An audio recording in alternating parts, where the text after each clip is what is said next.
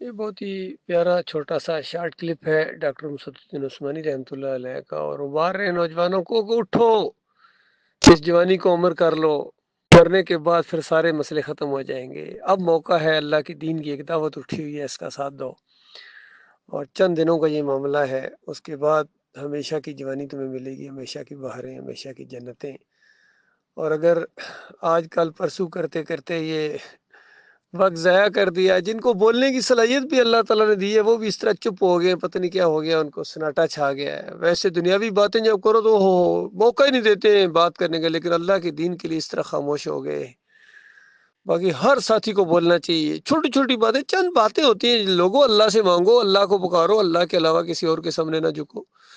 سارے انبیاء نے توحید کی دعوت دی ہے، رد شرک کرنے آئے تھے، تو ہر طریقہ جو بھی آپ کو موقع ملتا ہے اس کو استعمال کرو۔ آج موقع ہے، پوری دنیا میں اس دعوت کو پھیلاؤ، گاؤں میں، چوکوں میں،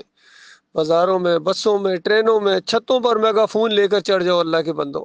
اور پکار پکار کر کہو لوگوں کو، لوگوں الہ کو ملاؤ بھائی، تمہارا الہ، تمہارا معبود بس ایک معبود ہے، اس کے علاوہ کسی اور کے سامنے نہ جھکو۔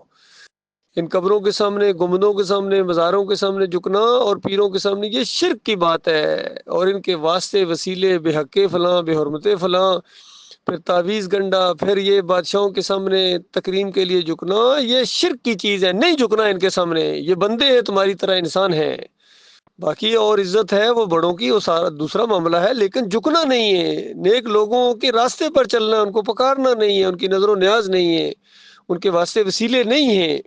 تو اس انداز سے موٹی موٹی دعوت ہر جگہ آنی چاہیے میرے پیارے بھائیوں۔